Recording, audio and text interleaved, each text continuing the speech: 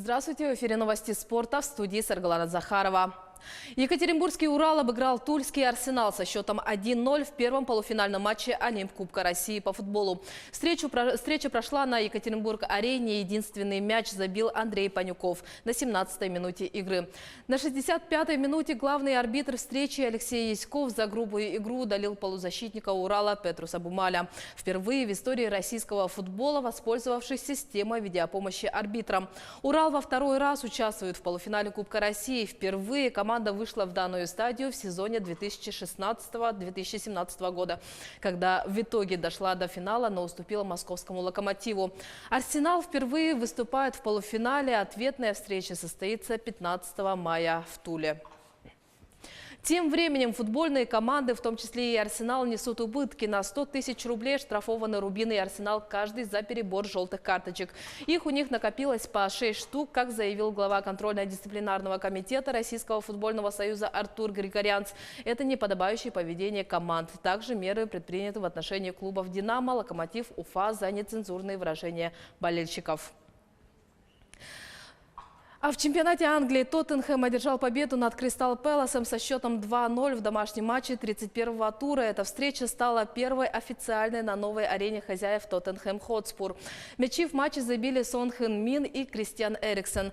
Тоттенхэм после данного матча поднялся на 3-е место в турнирной таблице, набрав 64 очка. Кристал Пэлас с 36 очками идет 13-м. В следующем туре Тоттенхэм 13 апреля примет Хаддерсфилд. Кристал Пэлас 6 апреля сыграет в гостях с Ньюкаслом.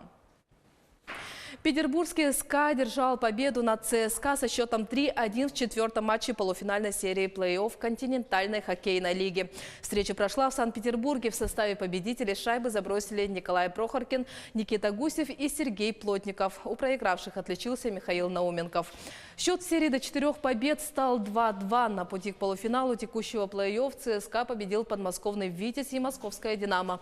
СКА оказался сильнее московского «Спартака» и ярославского «Локомотива». Следующий матч серии пройдет в Москве 5 апреля. Шестой матч серии клубы проведут в Петербурге 7 апреля.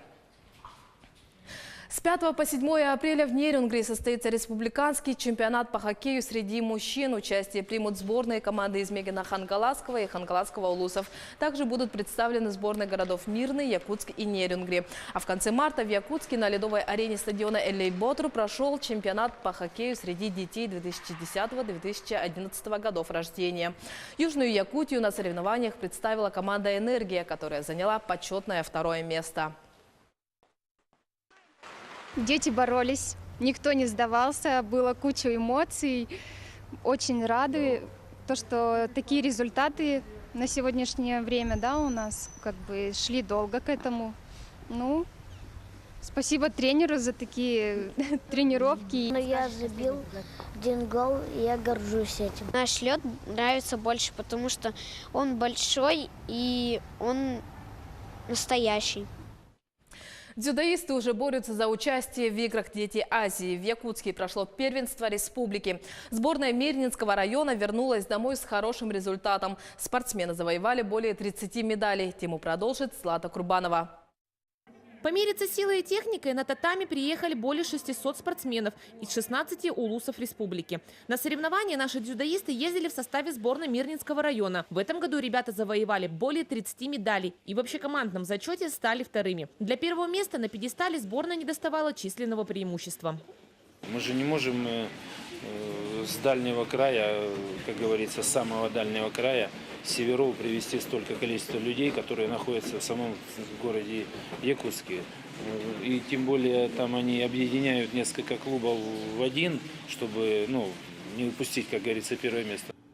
Сборной Мирнинского района больше всего наград принесли айхальские спортсмены. Они пополнили копилку 11 золотыми, 3 серебряными и 7 бронзовыми медалями. Гульзина Абдылакова занимается дзюдо 3 года. За это время завоевала немало побед. Но самой яркой стало выступление на республиканском первенстве.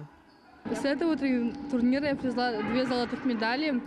Всего медалей у меня 25. Буду, получается, тренироваться. И цель, получается, попасть на Дети Азии, которая будет в 2020 году.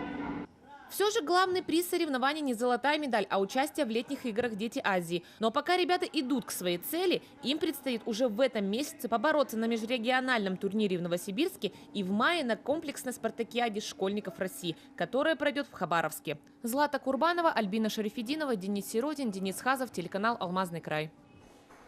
Это были новости спорта. Всего доброго.